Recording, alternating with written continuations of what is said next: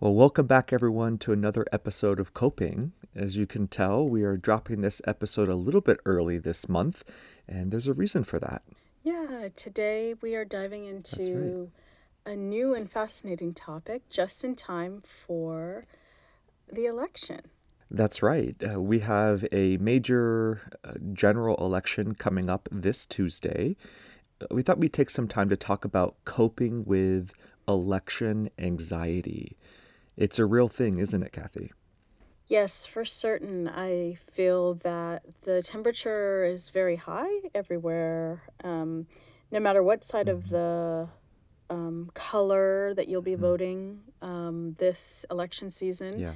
There's a lot of tension, just that's been mounting, a lot of upheaval in our country, and overall anxiousness everywhere. Well, let's get started.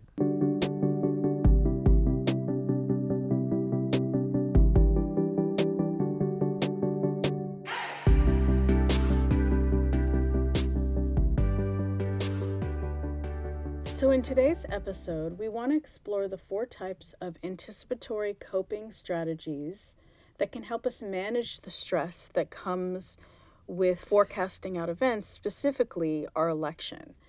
And I wondered, is that something that in your family of origin you all discussed prior to events happening? We really didn't growing up. We didn't spend time talking about world events. Parents didn't really watch the news or read the newspaper. I'm sure they knew what was going on, but it just wasn't a topic that we spent time dialoguing about or talking about our values and what we believed and how politics played a role in that. And so it really wasn't until my adult life that I became fascinated with and engaged with politics and election cycles and candidates that were running and what bills and laws were, being voted on. But I know that your dad was a poli sci professor. I'm sure you all talked about elections. What was that like growing up? I think our family was the complete opposite of yours in terms Mm, of engagement. Every single night, we would all sit around watching the news, talking about mm, politics. Um, I don't recall there being a lot of anxiety the way that mm, we are dealing with things today. I think one of the right. ways our parents offset that or taught us to offset any fear about the future was by getting involved Mm, and taking action and being engaged. And mhm, in that way, I'm sure that is an anticipatory coping right. strategy is to actually be engaged. It's not one of the ones we're talking about today, but Mhm. I think I don't recall a lot of fear. It was more about this notion to just go out and do something. Yeah, you're so right that our families are completely different. And I would even credit you with some of the political engagement that I've enjoyed in my adult life. A lot of it is stemming from our partnership, our relationship, and understanding the importance of elections. And so this research article is called Combating Election Stress, Anticipatory Coping, and Daily Self Reported Physical Health. The authors on this article are Brittany Johnson and Siobhan Newport. Yeah, we found this research study to be very interesting because it was conducted during the 2018 midterm elections, which we know was just prior to COVID happening. So there was a lot going on in the country at the time. And Mm, again, tensions were high. And so they set out to do this study with 140 respondents. mm, And what they wanted to measure in this study was to see if anticipatory coping strategies had any effect mhm, on their level of anxiety. mhm. So, what's the first type of anticipatory coping? So, the first type of anticipatory coping that the authors describe is problem analysis. So, the authors say that problem analysis is the active contemplation of the antecedents and meaning of future stressful situations. So basically, it's about focusing on and trying to understand the scope of the problem, the source of the problem, the reason behind the problem. But what's really great about problem analysis, it's not trying to solve the problem. The reason why that's important with elections is because our one vote is consequential, but we can often feel powerless when our vote is being tallied with millions and millions of other people's votes who may not vote the same way that we do.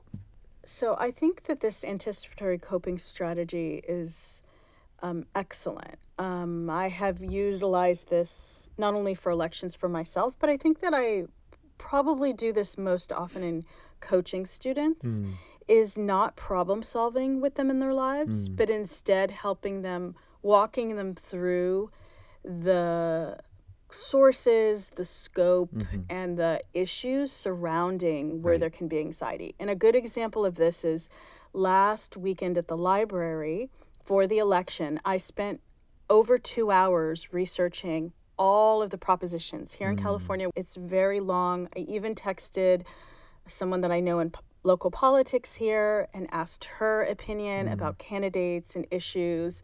It was all really helpful right. and it made me feel a lot better. Again, back to what happened in my family of origin, to Hmm. feel like I was engaged Right. and I could take back some of the feelings of helplessness by Right. being involved. Yeah. Engagement makes such a difference in our sense of empowerment and sense of control over things that are really beyond us. And that leads us well into our second type of anticipatory coping, and this is called plan rehearsal. So, this strategy involves envisioning the steps or strategies that you could use to achieve a desired outcome. So, basically, this is like practicing your plans or having an actual practical step by step plan for a stressful upcoming event. So, if you're feeling stressed about the election, having a plan of how you're going to vote is really crucial. So, are you planning to vote early? Are you doing a mail in ballot? Are you going in person? Depending on what your plan is for voting, you can create a step by step agenda of how you're going to achieve that. Where's your voting place if you're going in person? Do you have your mail in Mhm. ballot already? Do you know how to sign it properly? Do you, as you said, have you researched the propositions and the other issues down the ballot that are part of this election? A lot of that planning that you do anticipatory helps reduce any sense of stress that you have on that day. So, you've already described a little bit of plan rehearsal with your students. How do you do this for yourself? What kind of plan rehearsal do you have in place for stressful events that may be upcoming? Yeah, I think that a lot of anxiety in general comes from there not being a plan. Mm, I would just say that outright. Much of it is a lot of buzz in our hearts and our minds about, oh my gosh, I have to do this, and oh my goodness, there's that, and there's. But if we actually sit down and take the time to write out what we need, what the events, how we would like to take back control again hmm. of the events that are coming in front of us. For example, if we think about like a big day, like a wedding or a huge milestone celebration, who wants to go into one of those events like, oh, just making it up? Right. I think a lot of people are in the mindset of that these days, and I think it's contributing to our anxiety. Hmm. So the plan rehearsal, Hmm. of course, this is my personality to have a plan rehearsal, but Right. I really have seen the value of helping others create plans. Hmm. And for example, we have sons in another state. We spent 4 weeks Mm, planning how they were going to vote. right. People may be like, you're crazy. How did you spend that time? Meanwhile, there's all these people rushing around now. Oh my gosh, we don't know what's happening. It's Tuesday. Oh no. You know, Hmm. and we put that all the effort in, and it has reduced anxiety all the way around. Right. So, plan rehearsal, a huge fan of it. Yeah, you're so right about having a plan. Being an ENFP on the Myers Briggs personality scale, I very much like to go with the flow. I am not a type of person that naturally enjoys creating plans or thinking about plans. I'd like to kind of just see how things unfold. But in times where I'm feeling a heightened sense of stress or there's a lot more at stake, it has been so crucial for me to think ahead, to plan ahead. And when I have the plan, it actually, for somebody like me and my personality type, gives me the freedom to let things unfold and to be able to improv when things don't go the way that I like or the way that I've planned. And so that leads us well into our third type of coping. What is our third one, Kathy? Yeah, so in this study, interestingly, they now turn to two negative anticipatory coping strategies. So some of us may already be engaged in some of this negative coping pre-election, so let's discuss them. Right. This third one is called stagnant deliberation. And this involves dwelling repetitively on a stressful problem without making progress toward a solution. It's the tendency to get stuck in a loop of unproductive thoughts. Does anyone relate to that out there? Yes, I guess the other word that comes to mind in this description is rumination, where you're just thinking about the stress and not really getting to the problem analysis, the scope or understanding what the problem is and why we're feeling stressed by it. And we're not really getting to that plan making part either of coping. We're just ruminating and thinking about the stress itself. And the word that's important about this is the stagnant deliberation, where you're stuck in that cycle of thoughts. And do you ever find yourself stuck in this? And how do you break out of it? The idea of rumination reminds me of this game we used to play with the kids on Wii. I don't know if it's called Dizzy Bat. It's like a 2-player playoff game. Basically what happens is that when you get hit with the bat, you're so dizzy that you can't even move your character around. There's just this feeling of being stuck and you're trying to get out of it. And I think that's exactly what the rumination, what happens to us. It actually paralyzes us. So your question was, does that happen to me? There's been times and spaces. I'm such an action-oriented person that if I find myself dwelling on something, I immediately go to problem analysis and try to figure out a plan and get myself unstuck. It's very odd or rare that I am in rumination. I think things through and I take a lot of time to do that. But rumination is this negative feeling of being stuck and hopeless in a situation. So I would also say if I am ruminating, I reach out to help for someone with advice, someone wiser than me, and I ask their wisdom and input into it. I would say within a matter of days, I would ask someone about it so that I'm not there stuck in the rumination.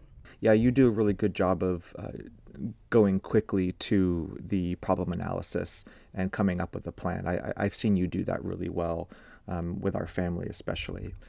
And so our final coping is the second poor coping strategy, and this one is called outcome fantasy. So outcome fantasy is basically daydreaming or fantasizing about a desired outcome while ignoring the details of problem solving and plan making. So basically, the outcome fantasy has to do with dreaming that what you want to happen is going to happen, and you're ignoring all of the reality that maybe it may not happen that way, and you kind of get stuck in this heightened sense of false hope that because you believe it, it's going to happen. And although it does in the short term make you feel better and gives you a sense of control, if the outcome doesn't happen, if the desired outcome doesn't happen, then it can have serious effects on your mental health and your well-being because of this state of fantasy that you found yourself in that then doesn't come to fruition. Yeah, I feel like there's a couple of students that struggle with this. I don't know if it's a gender-based issue. My experience has been that it's more women than men that are struggling in these fantasy worlds. Maybe it's just the way that our society has been set up for women, that we have to escape to these worlds because of so much pressure. And what is often the case that I see is that they set themselves up for not only what you said, but like huge amounts of disappointment and loss and grief when their expectations are not met about this fantasy world that they've created for their workplaces, for their relationships, you name it. And so it's very detrimental. And the way that we have to combat this, number one, is just to name it and be aware of it, that you might have a tendency to live in a fantasy world. There's nothing wrong with dreaming and vision making. This is where, again, you find yourself stuck in that world, and you're not able to allow reality or truth to penetrate it. That's right. So as we wrap up our episode today, and we find ourselves getting nearer and nearer to the election on Tuesday, we have these 4 types of anticipatory coping that may be able to help us manage our election anxiety. And so, based on what we've talked about today, we want to take time to engage in problem analysis, to take some time to rehearse our plans, and avoid stagnant deliberation, and be realistic about what kind of outcomes may come about. And so with realistic planning, with analysis of our problems, we can better prepare ourselves for the stressors that may come with this election. Yeah, this has been such a helpful episode, and we hope that this will help you prepare best for Election Day. And we encourage everyone to absolutely be involved, engaged, and be sure to know that your vote matters. And to close our episode, we have a blessing for you by one of our favorite faith leaders, Kate Bowler.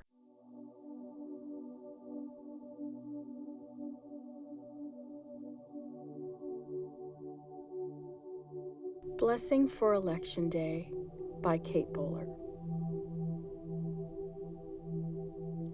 O God, we are anxious as we stand at the edge of so much opportunity, so much danger.